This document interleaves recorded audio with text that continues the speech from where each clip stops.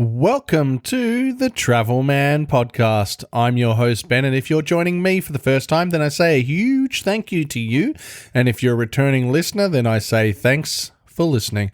On today's episode, I'll be continuing my chat with Shawn and Joe from the Dark Side of Seoul podcast. We'll be talking some spooky stuff, things that happen on their ghost tours, and they'll both recite to me their most favorite ghost story. This is Halloween come early, okay? So this is Halloween in June? I think it's June when this is released. So sit back and enjoy the podcast.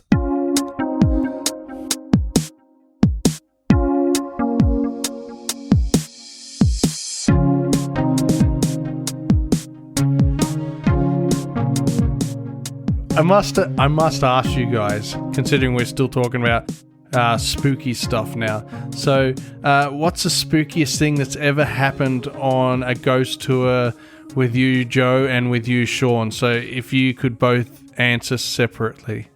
I didn't say this one last time.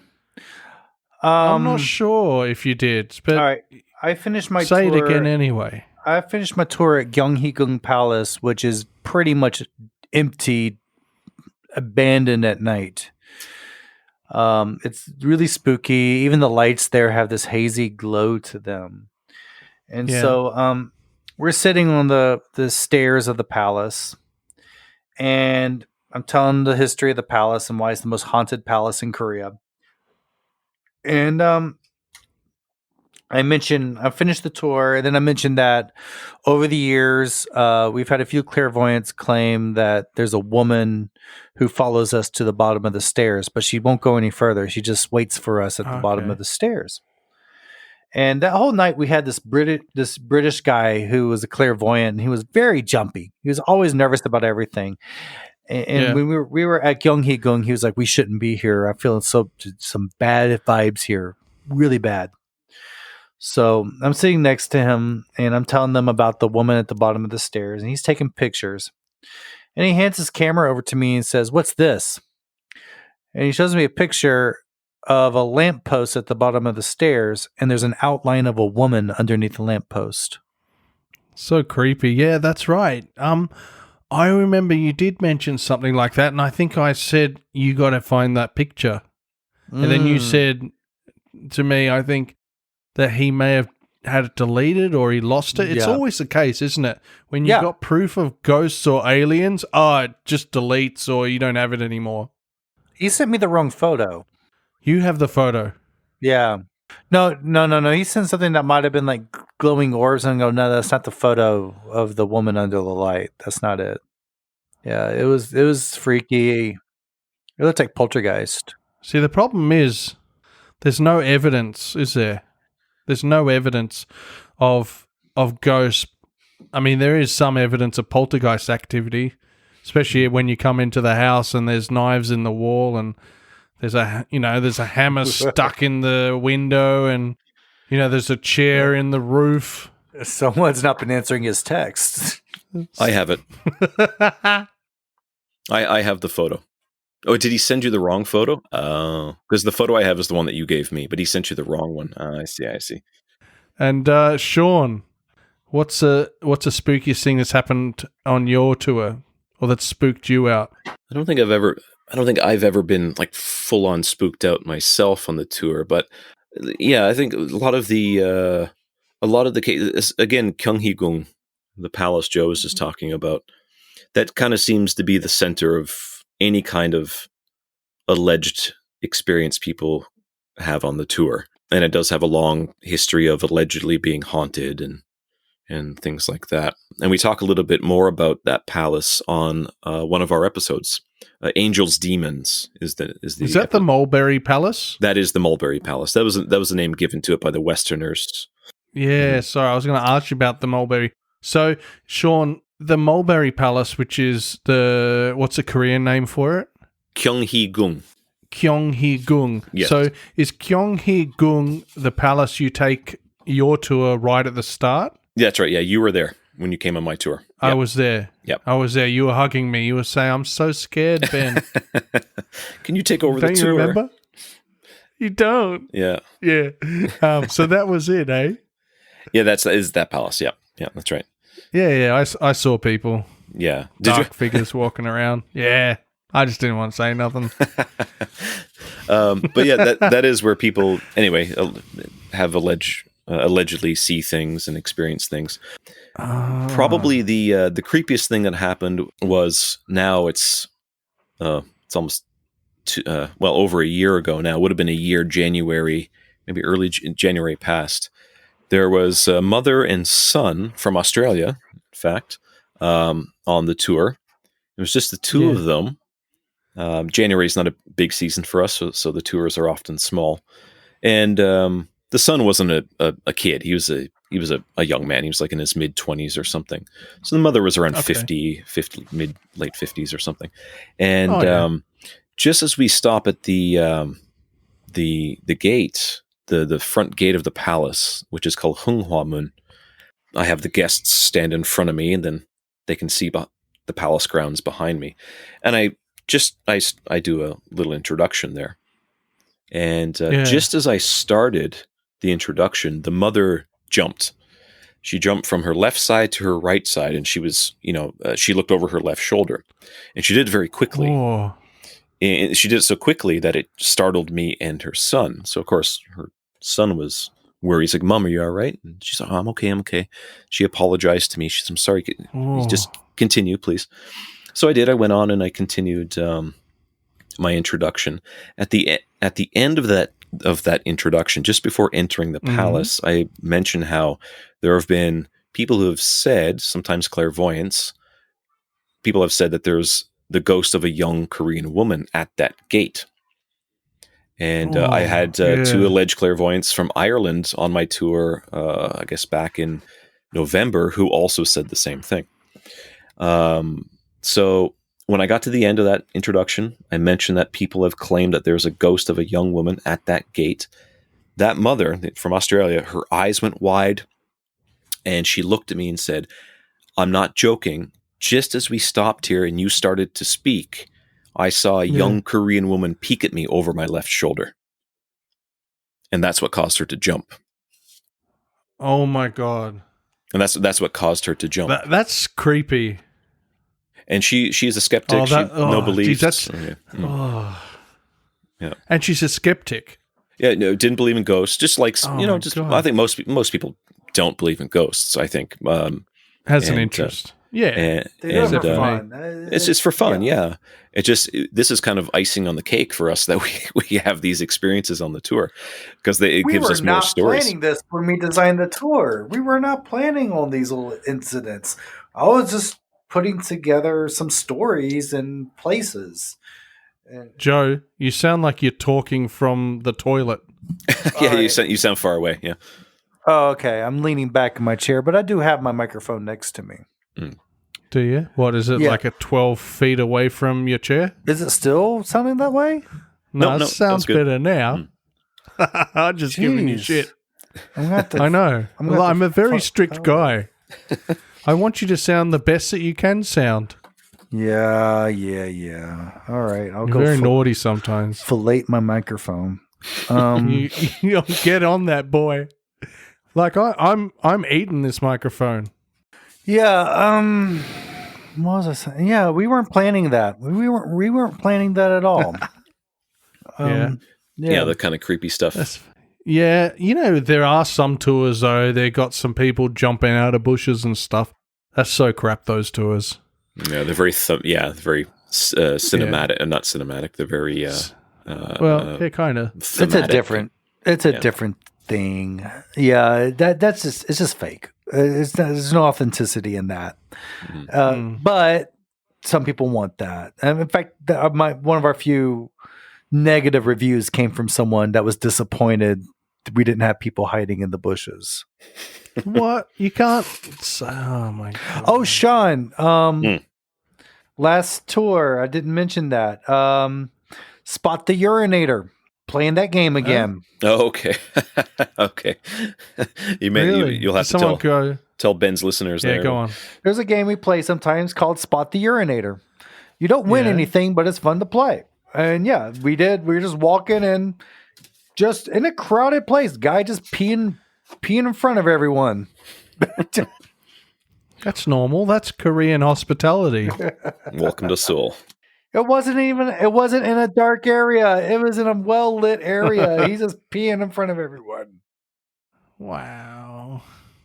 Well, talking about peeing in front of anyone, is there any places that are really off limits to you guys when you do host your tours? I love your transition. Place off I know limit, you do. off limits for peeing is Yeah. okay. I mean, yeah, so off limits, like as in, I really would like to send these 12 people up these stairs, but I know if I do that, I'm either going to get in trouble, or I've heard in the past that some bad omen will come after them, and I might not be hosting any more tours or something like that. Oh, I do. Yeah. Sort of. We're showing people the most haunted house in Seoul, and there's been a beefed up guard presence there. And okay, but when there weren't guards, I knew where there was a chair, and I would set it up next to this wall so people could peek over at the house. And it was sort of illegal, but we did it anyway. I mean, not illegal, but could have gotten questioned by the police for doing it. But now there was a attempted break-in there, so they beefed up the police presence. And now when I take people back there, we can't peek over the gate, but I also have to make it look like I have to act like we belong there to try to prove to the guard that we're not planning on anything mischievous. But couldn't you just say, look, we run a tour and we do this every week or whatever, every couple of nights? I say it every now and then. If they ask me, I tell them that. But they usually just, I just rather not deal with anything. I don't want to talk to people other than my guests. Yeah. Yeah. I should point out too that it's a political house. So there's a lot of police presence there. It's a political house. Okay. Fair enough. Well, that's like the place you took us, Shawn, up that alleyway where you scared the living Christ out of me, that's saying that I was probably going to divorce my wife and stuff like that. That's what Joe's talking about. Oh, so that's what he's talking about. Yeah. Yeah. That I'll probably save it for the people on the tours, but the whole story about those witches or whatever they are that creep over the wall and you can see their fingernails and their hair. That one. Oh my god, that's it's so scary. And then the Chunya Shawn, you just that was the worst thing that you said that night. I was thinking about the whole bloody time, mate. Well, good. I still think about it. Good. So it bloody worked. Yeah. Obviously, it's not true though, is it? Well, yeah. There are a couple different legends on that street, but it's been said for a while that people divorce if they walk along the street, and there's a couple of different folkloric reasons for that. One is that there's ghosts that curse people. That's the first one that I heard, and another one related to how the divorce court used to be in that area in the 90s. Okay, fair enough then. And with both of you guys, do you ever get creeped out when someone is having one of those strange feelings like that?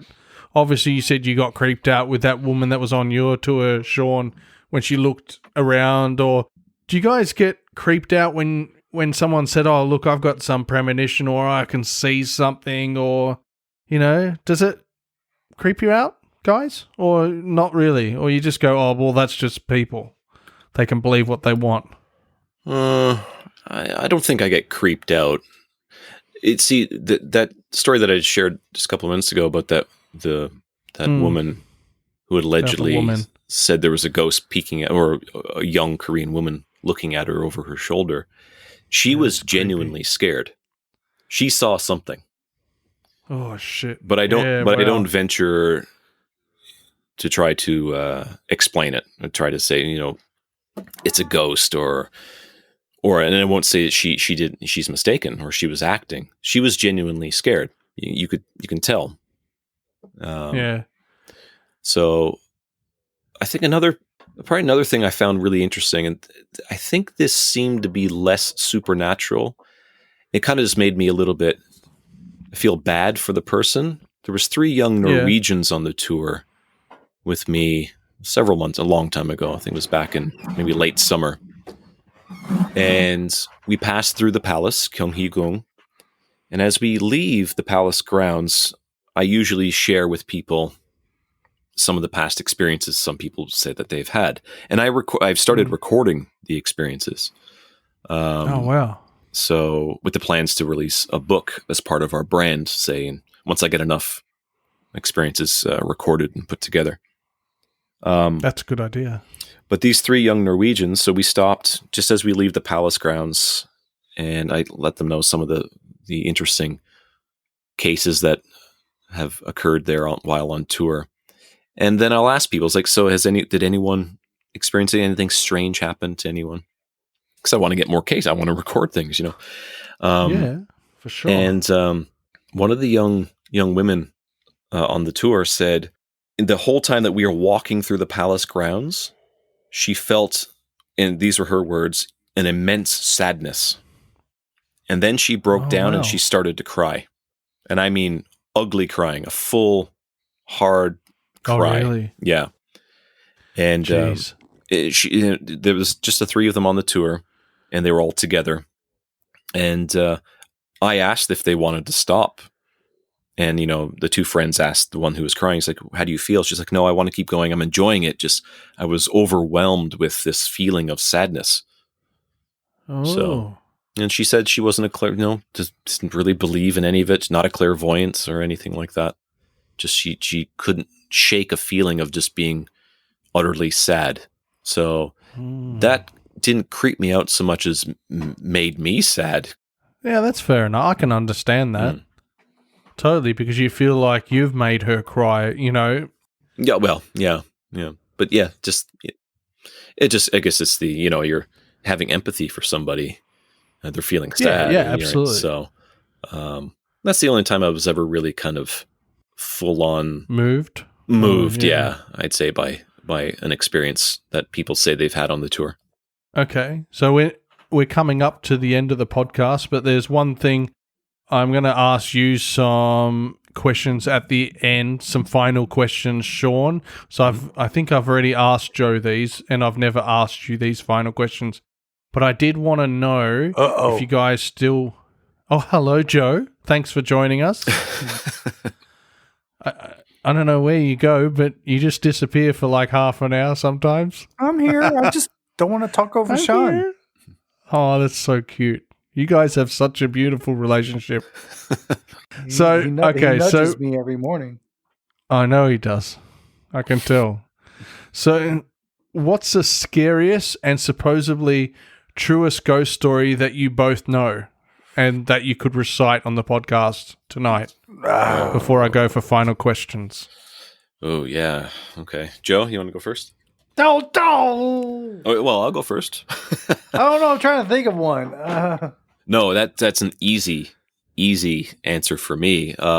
When my father, and I mentioned this, I think, on one of our episodes just briefly, when my father was young, maybe around 10 or 11 years old, in Newfoundland, in a place called Dunville, in eastern Newfoundland, the house they lived in was supposedly haunted. And we know the name of the ghost. It's haunted by a woman named Mrs. Barnes.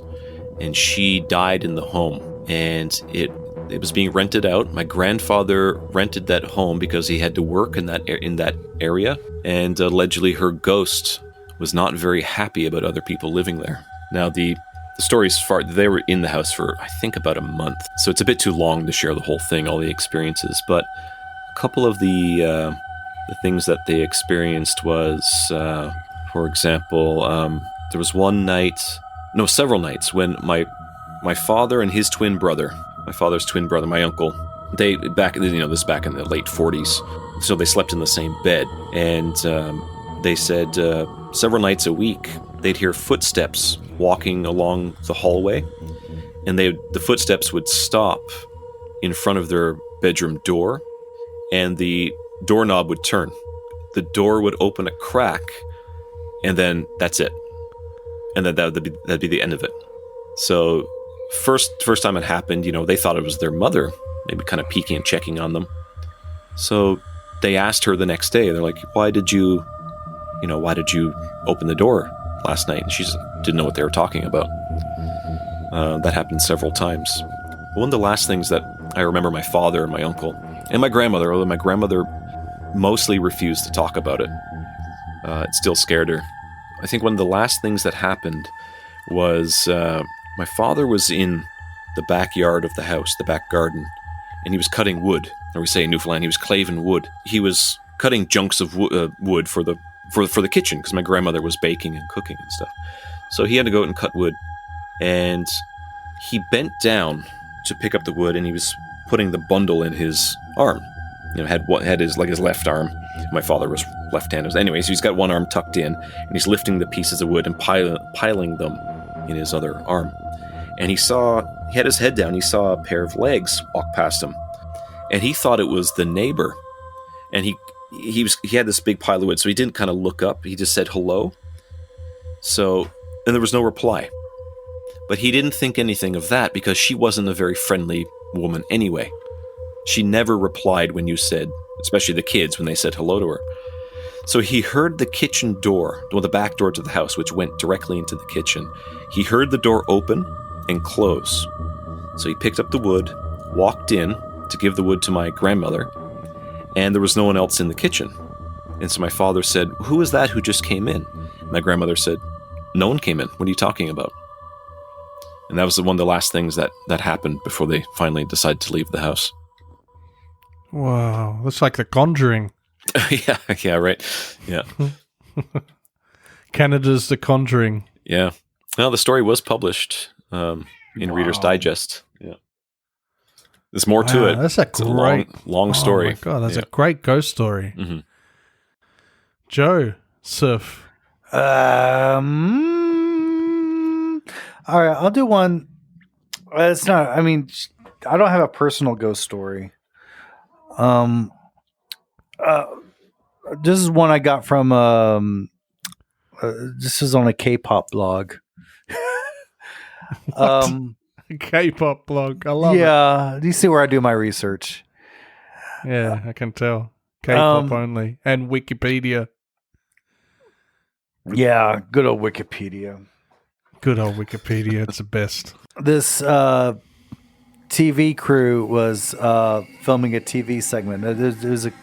They like to get these B-C level celebrities. This was a comedian. They were doing this TV segment at this village, and the villagers claim that there's a voice in an old well that tries to convince people to jump in. So they spent all day filming at the village. They were doing like reenactments and interviewing the villagers. And close to around sunset, right when the sun was about to get down, they had to wrap up the filming. So they were trying to get the final shots from next to the well. Now the director, we call it the PD, was off doing something. I think he had to use the bathroom or something. The camera crew was off to the side setting up, and the comedian was waiting for everything next to the well.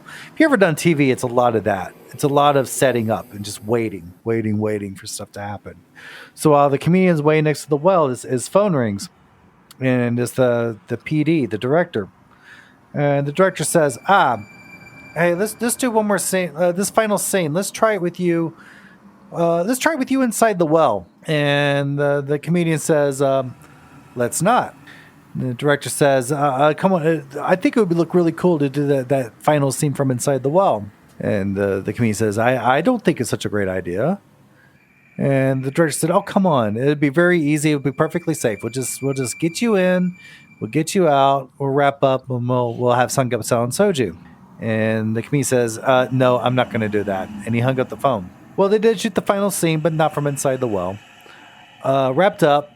Went out to get some dinner, some Samgyeopsal and soju, getting a little drunk, and the comedian went up and confronted the director and said, "Okay, tell me the truth. Why did you want me to do that scene from inside the well?" And the director said, "Who told you to do that?" Oh my God! So he got a call from. Oh wow, that is brilliant. I like that. I like how the cat just came in right at that. That was good. Was that the Right at the cat? end, yeah. That was my cat. I locked yeah. the cats out. My cat just came into my room. Yeah. Oh, beautiful! I got 2 cats. Mm. They're both. Well, one's locked up, and one's somewhere else. So one's in quarantine. Well, one's always in quarantine every night because he loves the girl cat, but the girl cat doesn't love him. And she'll just hiss at him and get angry at him. So we have to lock him up every night. Sounds like my marriage. Oh, my God. It's the last ghost story for the night. It's every good marriage, Joe. Yeah. It's every good marriage. You'll be sleeping on the couch when this episode comes out. And that's different mate. from now. How? Don't know. Final questions. Now, Joe, you've answered my final questions before, so you can just sit out on this one. Okay. Okay, so you can listen to what Sean's favorite places are in the world. So, Sean, are you ready? Yep. Actually, I've got a game. Maybe Joe can kind of guess before you answer. How about that, Joe? Newfoundland. No, I haven't said anything yet. So Can't even there's going to be pronounce it 4 right. of them. Oh, okay. I want Joe to try and guess what your favorite things are, okay? Okay. So before you answer, let Joe say something. Sounds so, good. Okay. Sean, okay? Mhm. So, Sean, if you could travel anywhere in the world right now, where would you like to go or be? Now, Joe, have a shot. Oh, man. Knowing Sean, it would be the Pacific Northwest. How'd you go, Sean? Yeah, no. I lived in the Pacific Northwest, so Yeah, why would you want to go back there? Doesn't yeah, make any sense. beautiful place. But if I could go anywhere I'm sure right it now, is. yeah, see, I even find Yeah. out. I'd probably go to Patagonia. Oh, Patagonia. Yeah, that would be really nice. Really interesting place. Mhm. I haven't been to Patagonia or that area. What's that, Joe? It's no longer in the Pacific Northwest. No longer. Yeah, right. Yeah, no, Patagonia is nowhere near. What do you like about Patagonia? Oh, I love the mountains. So I'd I'd go trekking. I'd be up in the mountains, Yep. and I'd be talking with Cool. locals to learn about folklore. Oh, that would be awesome. That's it. That'd be really, really cool. Okay. And so if you're in Patagonia, actually, you don't have to be in Patagonia, but what would you be eating or drinking if you could eat anything or drink anything right now? So it doesn't have to be Patagonia. So, Joe, what would Sean be eating or drinking right now if he could drink or eat right now anything in the world? Something that would involve rice and whiskey? You're half right. Whiskey, but I'm drinking whiskey now anyway. But yeah, that's that's true. usually what I choose. For food, moose. Really? Yeah. Patagonian moose. Well, Patagonian no. moose. Well, Ben said anything. It wouldn't necessarily have to be Yeah, from anything. Yeah, anything. Doesn't yeah. have to be from Patagonia. Yeah, not be eating Newfie moose. Yeah, So Canadian moose. yeah. Specifically, I grew up on it. That's what we're raised on. That's probably the most Oh, consumed wow. red meat in Newfoundland. And what do you call a bunch of moose? Are they meese? They usually they don't travel together, so don't call them anything. Just you can see And, you can see a cow and a calf. That's it. So what would you be drinking then? Whiskey. Yeah. What you're drinking now. Is that pretty much right? You know what? No, something that I haven't had in ages. No, it's still booze, but tongba. Tongba Tongba. is a boiling hot millet seed alcohol from Tibet, and it's excellent. They serve it in Where do they serve it? where? Yeah. Well, in North Korea, in Korea, they I did know a place that used to sell it in Korea. They used to sell it illegally though, because the millet seed was imported illegally. They don't serve it anymore though. But no, I've had it in Tibet and in Nepal. That would be an amazing place to check out. Yeah. So it's served in a big, fairly tall wooden cylinder and they fill it almost to the brim with millet seed, and then they pour boiling water into it, and then they cap it off, and there's a straw. And the bottom of the straw has a filter. So you don't suck up the millet seed when you're drinking it. You let it sit for a little bit. The first time you drink through it, it's a little bit light, it's weak, but you keep filling it with hot water. So you finish one cylinder full, and then you fill it up again. And the more you fill it, the stronger it gets. And does it what does it taste like? Is there anything that you could kind of compare it to? When you were in Korea, did you have dodokju? Dodok roots? Is that creamy? No, you're thinking makgeolli. Dongdongju. No, probably not. You might be thinking dongdongju. Makgeolli. No, it's very earthy, the millet, because you have the millet seed, so it has a very grainy, earthy taste to it. But it's not thick. It's just because it's just with hot water, and it seems to kind of ferment while the millet seeds are being essentially they're in boiling water. So there you go, moose, and it can get you absolutely hammered. Oh my god, yes, get a Himalaya hammered in the Himalaya, man. So they're moose and tongba. That's what I'd have. That's a really strange combo. Well, I'd have the tongba after I'd eat the moose. Wouldn't have them together, I think. Yeah, that's probably a good idea. Anyway, so what's your favorite country and city? So, Joe, what do you think Shawn's favorite country and city are? I'm trying to think of where he's been. I don't think we've talked too much about traveling. No. Well, that's a shame, isn't it? You're on a travel podcast now. Yeah. I think. Let's see.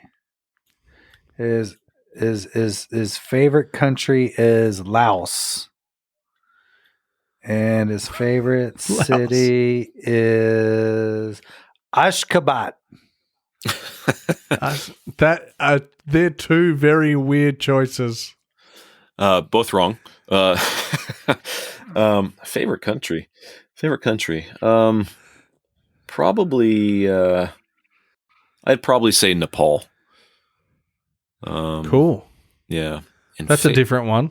Yeah, and favorite city or town. City or town? Yeah, sure. I would probably say, I'm blanking on the name. It's a small little village that I visited when I was hiking through Taiwan. Oh, I can't remember. Is what it in the north? Yeah, it was south of Taipei, southeast of Taipei. Oh, south of Taipei. Okay, yeah. I don't know it. Yeah. Southeast of Taipei. Does it start with T? No, it doesn't. I don't think so. Anyway, I had the opportunity to go there. I had an old buddy from school, university buddy who was living there, and met with one of his Taiwanese friends, and we drove hours down to the Taiwanese guy's hometown, small little village, and we stayed at his parents' house. We hiked all through those mountains, had homemade Taiwanese food. Taiwanese food's so good. It's amazing. It's really good. And his parents are very devout Buddhists, so the food was all are they? Buddhist cuisine. There was no meat, but it was so good. And that little village was so charming. Everyone was so friendly. Yeah, I could definitely, I think. When I was there, I was thinking, like, I could live here. And I can't remember the name of it. Is it Wulai? WULAI?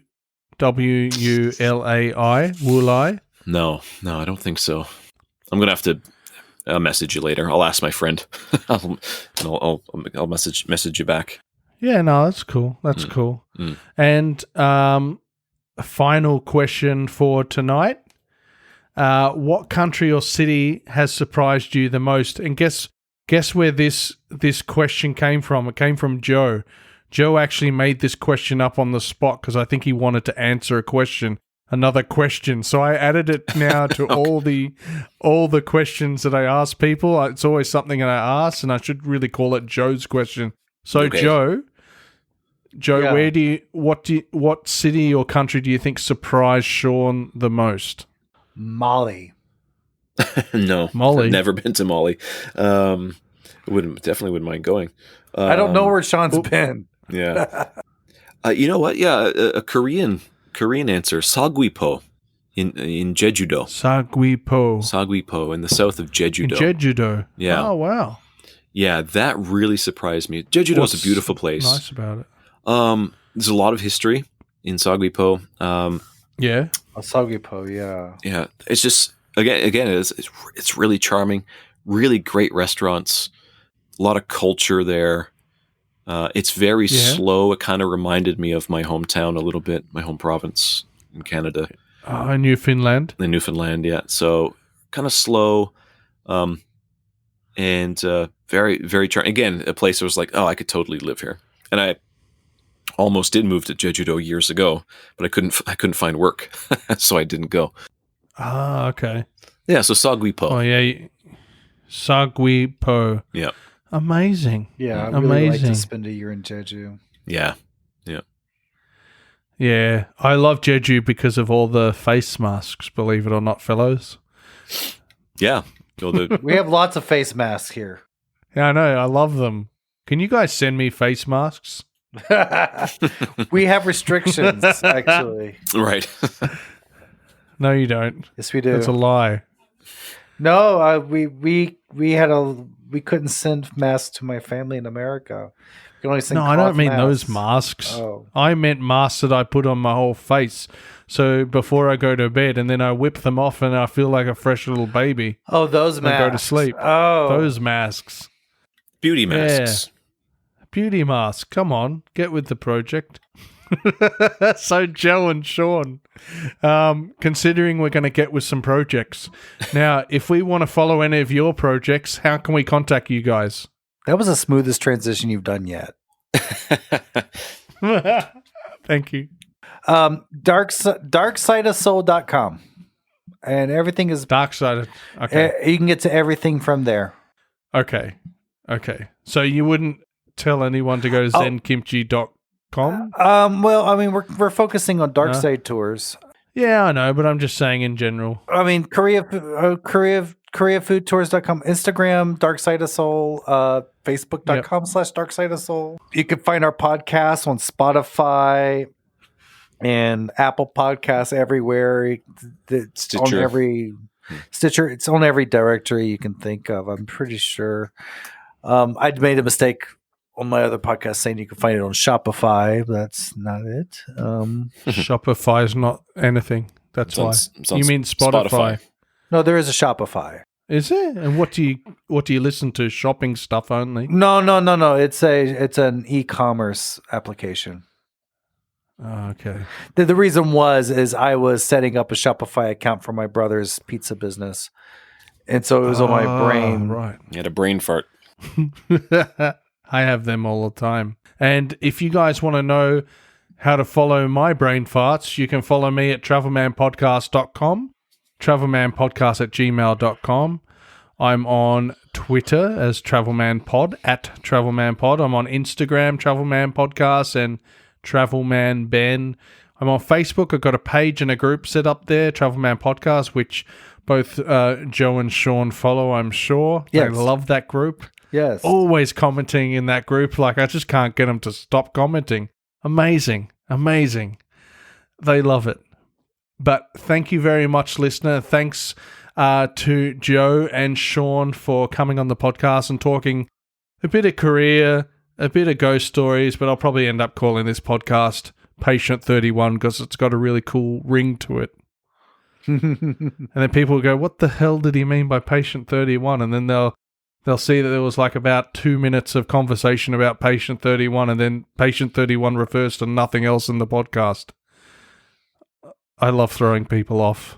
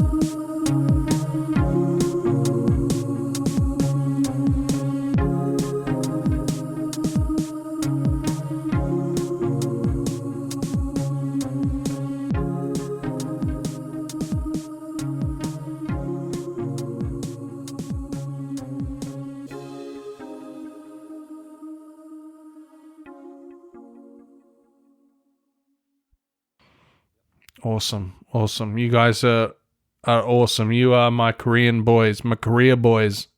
We're going to start a K-pop group, the Korea boys. But they say they have to listen. They have to listen to find out. So, sorry, Shawn, you sounded like a really, really, really large robot just then. I am Iron Man.